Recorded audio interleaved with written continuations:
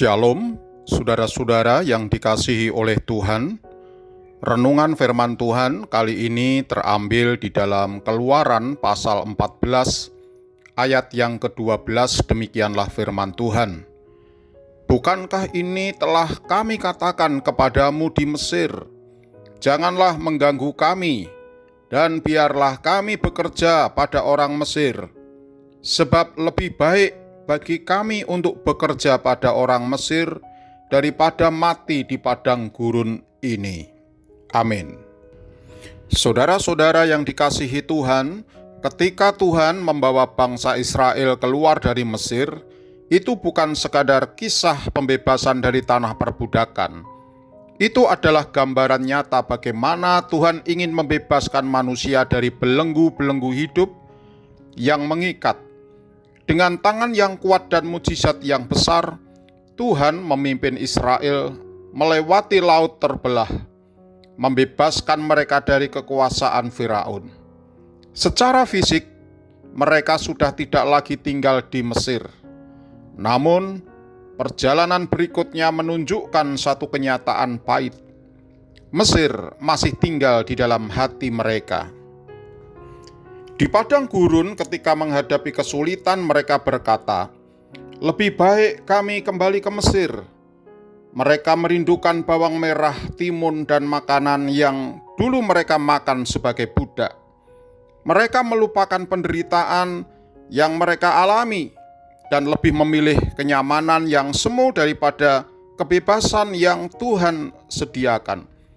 Itu menunjukkan betapa kuatnya Mesir, yaitu simbol masa lalu, simbol dosa, keterikatan, dan pola hidup lama mengikat hati mereka. Bapak, Ibu, Saudara yang dikasihi oleh Tuhan, seringkali kita pun mengalami hal yang serupa. Tuhan mungkin sudah membawa kita keluar dari sebuah kondisi, dahulu terikat oleh dosa, kebiasaan buruk, hubungan yang tidak sehat, atau pola pikir yang merusak. Kita sudah keluar dari sana secara fisik, situasi, atau keputusan. Namun Mesir itu masih berbisik dari dalam hati. Dosa itu masih berbisik di dalam hati. Ia muncul dalam bentuk kerinduan untuk kembali pada yang lama, kenyamanan palsu, atau godaan untuk hidup seperti sebelum kita mengenal Kristus. Saudara, mengapa Mesir sulit keluar dari hati? Yang pertama, karena manusia mudah lupa. Israel lupa bahwa Mesir adalah tempat mereka ditindas. Kita pun bisa lupa bahwa masa lalu yang Tuhan bebaskan itu sebenarnya menyiksa dan merusak. Yang kita ingat justru sedikit kenikmatan, bukan kepahitan yang menghancurkan. Yang kedua, karena perubahan hati butuh proses. Tuhan bisa membawa kita keluar dari sebuah situasi dalam sekejap, tetapi mengubah karakter dan pola pikir memerlukan waktu. Itulah sebabnya perjalanan Israel ke tanah perjanjian bukan hanya perjalanan fisik, melainkan perjalanan pembentukan. Yang ketiga, saudara, karena hati manusia cenderung ingin mengontrol. Mesir membawa kepastian meski dalam penderitaan. Padang gurun memberi ketidakpastian meski disertai Tuhan. Banyak orang lebih memilih penderitaan yang bisa mereka prediksi daripada kebebasan yang menuntut iman. Tetapi inilah kabar baiknya. Tuhan tidak hanya ingin membawa kita keluar dari Mesir, Ia ingin memurnikan hati kita, mengganti isi hati yang lama dengan yang baru. Ia ingin kita bukan hanya bebas secara lahiriah, tetapi juga benar-benar merdeka di dalam batin. Saudara-saudara yang dikasihi Tuhan, renungan ini mengajak kita untuk bertanya, apakah masih ada Mesir dalam hatiku? Apakah ada pola pikir, dosa, kebiasaan, atau ikatan masa lalu yang diam-diam masih aku rindukan atau pertahankan? Apakah aku lebih sering melihat ke belakang daripada menatap janji Tuhan di depan?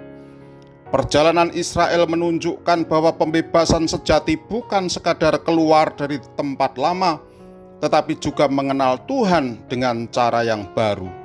Di padang gurun Tuhan memberikan mana, air dari batu, tiang awan dan tiang api, tanda bahwa Ia hadir dan memimpin.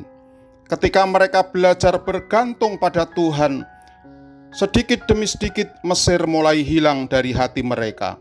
Hari ini saudara, Tuhan mengajak kita untuk berserah, memintanya, memurnikan motivasi, kenangan dan keinginan kita.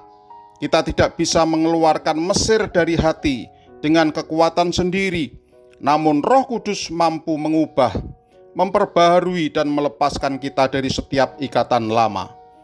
Kiranya kita menjadi orang-orang yang bukan hanya dibebaskan dari masa lalu, tetapi juga berjalan dengan hati yang baru, hati yang tertuju sepenuhnya kepada Tuhan, yang percaya bahwa tanah perjanjian di depan jauh lebih indah daripada semua kenikmatan palsu di Mesir.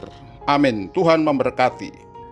Mari kita berdoa. Bapa Surgawi, ajarlah kepada setiap kami untuk kami tetap konsisten dan komitmen untuk memandang ke depan, karena berjalan bersama dengan Kristus itu ada harapan, ada terang abadi dan ada keselamatan.